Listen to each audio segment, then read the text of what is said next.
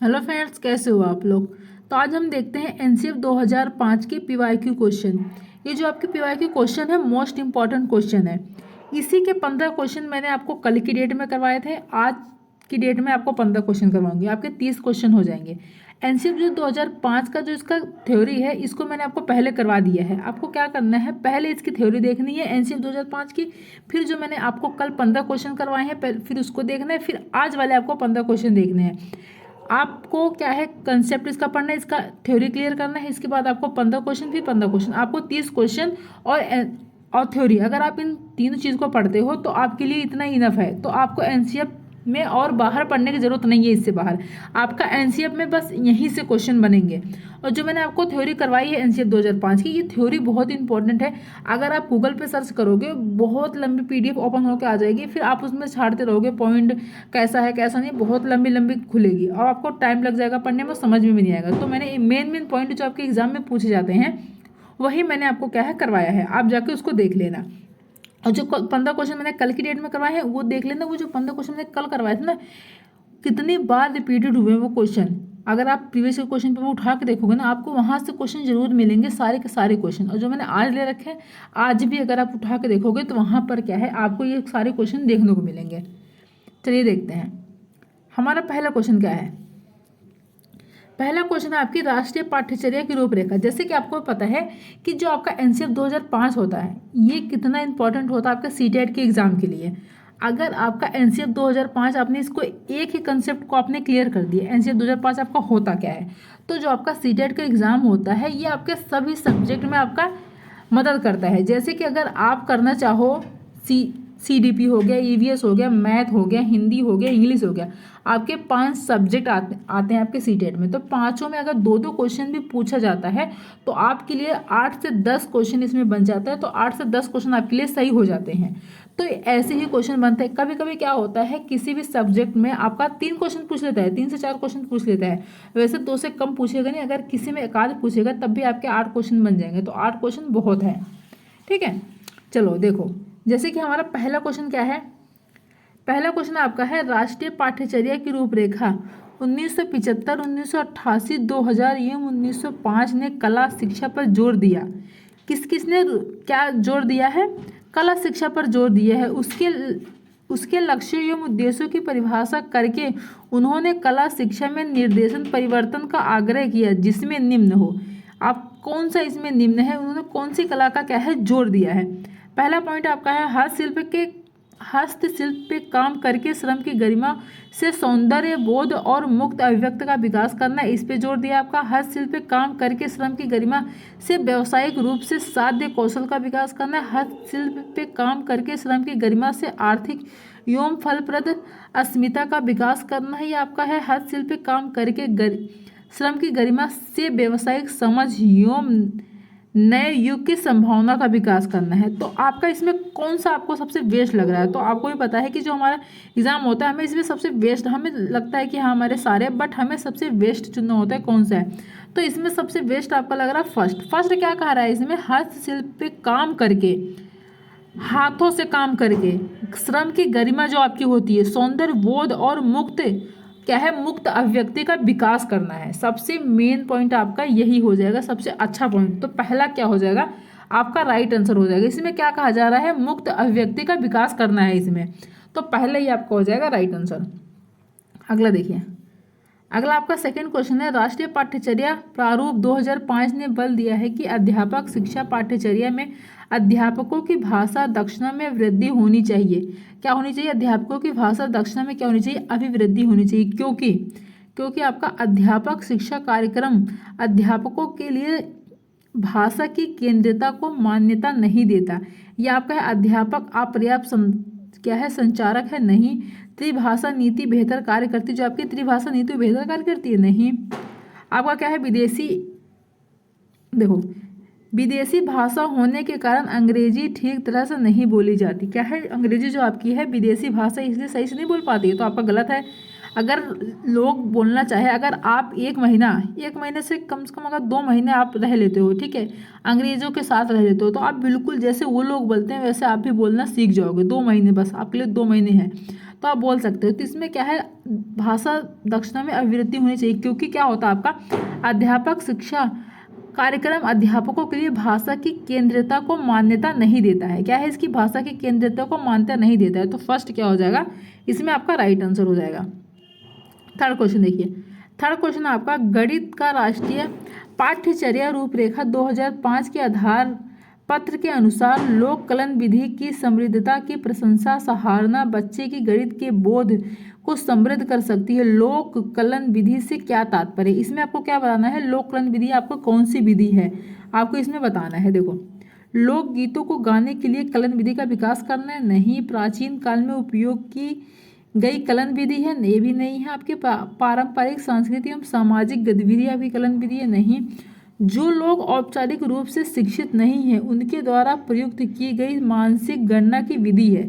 आपकी लोक कलन विधि आपकी क्या है, जो लोग क्या है औपचारिक रूप से शिक्षित नहीं है उनके द्वारा ये प्रयुक्त की गई है मानसिक गणना की विधि है लोक कलन विधि। तो फोर्थ क्या हो जाएगा, आपका राइट आंसर हो जाएगा। अगला देखिए, अगला आपका है राष्ट्रीय पाठ्यचर्या की रूपरेखा 2005 के अनुसार। देखो इसमें पॉइंट है, ठीक है, इसमें क्या है, पॉइंट है, आप लोग इसको ध्यान से देखना। इसमें देखो, इसमें आपका क्या है, राष्ट्रीय पाठ्यचर्या रूपरेखा 2005 के अनुसार प्राथमिक स्तर पर गणित में शिक्षण और अधिगम विधियां केंद्रित होनी चाहिए। आपकी जो शिक्षण और अधिगम विधियां हैं वो किस पर केंद्रित होनी चाहिए, इसमें आपको बताना है। तो देखो इसमें क्या है, गणित में विभिन्न प्रतिमानों की खोज पर यह आपका होना चाहिए, इस पे केंद्रित होनी चाहिए। शिक्षार्थियों में अनुमान एवं संनिकटन के कौशलों का विकास करना है, विकास पर देती है विधियां, ये भी आपका हो जाएगा। अधिगम की अनौपचारिक विधियों जैसे खेल पहेली हल करने इत्यादि पर, ये भी आपका हो जाएगा। परिशुद्ध समस्या समाधान पर आपका ये नहीं होगा, ठीक है। आपके क्या है, परिशुद्ध समस्या समाधान पर आपकी ये विधियां केंद्रित नहीं होनी चाहिए। आपकी किस पर होनी चाहिए, इन तीनों पॉइंट पर होनी चाहिए। तो ए बी सी आपका राइट आंसर हो जाएगा। ए बी सी देखो किस में है, आपको देखो ए बी सी आपके इसमें, तो थर्ड क्या हो जाएगा, थर्ड आपका राइट आंसर हो जाएगा। अगला देखिए, अगला क्वेश्चन है आपका राष्ट्रीय पाठ्यचर्या रूपरेखा 2005 के अनुसार निम्नलिखित में से कौन सा गणित शिक्षा का मुख्य लक्ष्य है। गणित शिक्षा का हमें मुख्य लक्ष्य बताना है। अधिगमकर्ताओं में संख्यात्मक, देखो इसमें गणित का भी क्वेश्चन आ रहा है, ऐसा मैं सोचना कि आपका सीडीपी का एक सब्जेक्ट है, सारे सब्जेक्ट के क्वेश्चन है ये। गणित के भी हो जाएगा, हिंदी का हो जाएगा, आपका सीडीपी का हो जाएगा, ईवीएस का हो जाएगा, आपका लैंग्वेज का हो जाएगा, किसी का भी हो जाएगा। तो इसमें अब एक गणित का क्वेश्चन है। तो मैंने आपको बताया था कि नहीं आते हैं ऐसे। देखो क्या है, अधिगम में संख्यात्मक कौशल का विकास करना है, नहीं। देश के लिए रोजगार योग्य वयस्कों का सृजन करना है, आपका ये करना है, नहीं। गणित कक्षा में प्रत्येक बच्चे को पाठ्य पुस्तक में दी गई समस्याएं हल करने के लिए कहना है, नहीं। बच्चों की विचार प्रक्रियाओं का गणितीयकरण करना है, क्या करना है आपको, इसका मुख्य लक्ष्य आपका क्या है, बच्चों की विचार प्रक्रियाओं का गणितीकरण करना है। तो फोर्थ क्या हो जाएगा, फोर्थ आपका राइट आंसर हो जाएगा। अगला देखिए, अगला आपका राष्ट्रीय पाठ्यचर्या रूपरेखा 2005 की राष्ट्रीय संचालन समिति के अध्यक्ष कौन थे, बताइए कौन थे संचालन समिति के अध्यक्ष आपके। Professor Yashpal, Shri Gopal Guru, doctor DS Kothari, professor Krishna Kanti, बताइए इसमें से आपका कौन सा हो जाएगा। तो आप कौन थे, प्रोफेसर यशपाल थे। तो फर्स्ट क्या हो जाएगा, आपका राइट आंसर हो जाएगा। अगला देखिए, अगला आपका 7वां क्वेश्चन है, राष्ट्रीय पाठ्यचर्या रूपरेखा 2005 की अनुशंसा के अनुसार प्राथमिक स्तर पर ईवीएस के शिक्षण का मुख्य लक्ष्य या होना चाहिए, क्या होना चाहिए आपका मुख्य लक्ष्य। देखो पहला हमें विषय की मूल अवधारणाओं की समझ विकसित करना, क्या होना चाहिए आपका, ये होना चाहिए, नहीं। विषय के मूल सिद्धांतों को याद करना, नहीं। कक्षा शिक्षण को स्कूल के बाहर के जीवन से जोड़ना, ये आपका होना चाहिए मुख्य लक्ष्य आपका। क्या देखो आपका यहाँ पर अभी मैंने आपको क्या करवाया था, मैथ का क्वेश्चन, अब देखो यहाँ पर ईवीएस का क्वेश्चन पूछ लिया गया है एनसीएफ में। तो अनुसार प्राथमिक स्तर पर ईवीएस के शिक्षण का मुख्य लक्ष्य आपका क्या होना चाहिए, आपका मुख्य लक्ष्य होना चाहिए कक्षा जो कक्षा शिक्षण को क्या है, स्कूल के बाहर के जीवन से जोड़ के, बाहर के जीवन से कनेक्ट करके हमें पढ़ाना है। तो यही मुख्य लक्ष्य होना चाहिए। तो थर्ड आपका राइट आंसर हो जाएगा। स्वतंत्र रूप से प्रयोग करने के लिए कौशल प्राप्त करना नहीं, थर्ड हो जाएगा आपका राइट आंसर। अगला देखिए, अगला है आपका,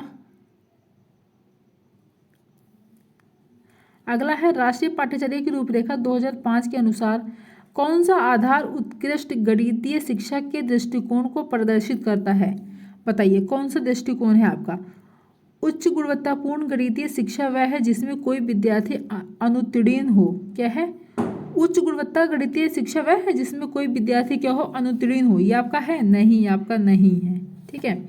गणित की शिक्षा विद्यार्थियों को विभिन्न कैरियर के विकल्प मुहैया करवाए, ये भी नहीं है आपका। सभी विद्यार्थी गणित सीखें, सभी विद्यार्थी गणित सीख सकें और सभी विद्यार्थियों को गणित सीखने की ज़रूरत है। इसका क्या है दृष्टिकोण को प्रदर्शन करना, क्या है कि जो सभी विद्यार्थी हैं, सभी स्टूडेंट हैं, वो क्या है, गणित को सीख सकें और विद्यार्थियों को गणित सीखने की ज़रूरत है। गणित आपको भी पता है, जो आपका मैथ है, गणित है, कितना इम्पॉर्टेंट है आपकी लाइफ में गणित सीखना। अगर आप कहीं मार्केट जा रहे हो, आपको कुछ लेना है, समझ लो अगर आपको सब्जियां लेनी है, आपके पास 100 रुपये हैं, अब आपको उसमें से कुछ सब्जी लेके 50 रुपये की सब्जी ले ली। अगर आपको मैथ नहीं आएगा तो आपको कैसे पता होगा कि जो दुकानदार है वो आपको 50 रुपये वापस ही करेगा? आपको नहीं पता होगा। अगर आपको 40 दे दिया, 30 दे दिया या फिर ज़्यादा दे दिया तो कैसे पता चलेगा? तो अगर हम मोल भाव कर रहे हैं तो मोल भाव में पता होना चाहिए। हमारे 1 किलो, हमें 1 किलो आलू ले रहे थे, हमारा इतने का आएगा, 1 किलो प्याज ले रहे हैं, हमारा इतने का आएगा। तो मैथ आपके हर एक चीज़ में ज़रूरत देता है। ठीक है, तो मैथ सबसे इम्पॉर्टेंट है आपकी लाइफ में।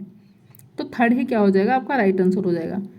फोर्थ है क्या है, ओलंपियाड और प्रतियोगिता परीक्षाओं में सफलता उत्कृष्ट गणितीय शिक्षा के सूचक है नहीं, थर्ड हो जाएगा आपका। अगला देखिए, अगला आपका क्या है, एनसीएफ 2005 में कला शिक्षा को सम्मिलित करने का उद्देश्य निम्नलिखित में से कौन सा है?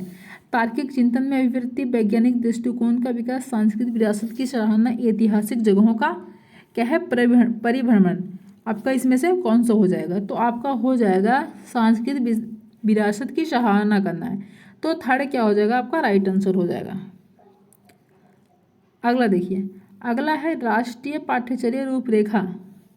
एक मिनट, आपका क्या है, राष्ट्रीय पाठ्यचर्या रूपरेखा एनसीएफ 2005 डैश द्वारा 1975, 1988, 2000, 2005 में प्रकाशित रूपरेखा में से एक है। आपको बताना है किस में से आपका एक है। मानव संसाधन विकास मंत्रालय इस पर है, MHRD या राष्ट्रीय शैक्षिक अनुसंधान और क्या है, परीक्षण परिषद है, NCERT। तो कौन सा हो जाएगा आपका? इस पर इसकी रूपरेखा है। ठीक है, किस पर है आपकी? NCERT पर है। तो सेकंड ही क्या हो जाएगा आपका राइट आंसर हो जाएगा। अगला थर्ड है आपका विश्वविद्यालय अनुदान प्रयोग या शिक्षा पर राष्ट्रीय नीति, आपका सेकंड हो जाएगा। ठीक है, अगला देखिए, अगला है आपका राष्ट्रीय पाठ्यचर्या रूपरेखा 2005 के अनुसार निम्नलिखित में से कौन सा गणित के शिक्षण अधिगम को सुधारने, बेहतर बनाने के लिए दी गई सिफारिशों में से एक सिफारिश की निरूपित करता है? आपको इसमें से बताना है कि आपका कौन सा हो जाएगा। पहला देखो, आकलन पद्धतियों को बदलना जिससे विद्यार्थियों के प्रक्रियात्मक ज्ञान के स्थान पर गणितीकरण योग्यताओं की परख हो, यही हो जाएगा आपका। पहले ही क्या हो जाएगा राइट आंसर हो जाएगा। लेकिन और पॉइंट आप देख सकते हो, जैसे कि आपका सेकंड पॉइंट है शिक्षकों को प्रशिक्षित करना ताकि वे विद्यार्थियों को गणित ओलंपियाड में बेहतर प्रदर्शन करने में सहायता कर सके। शिक्षकों को प्रशिक्षित करना गलत है।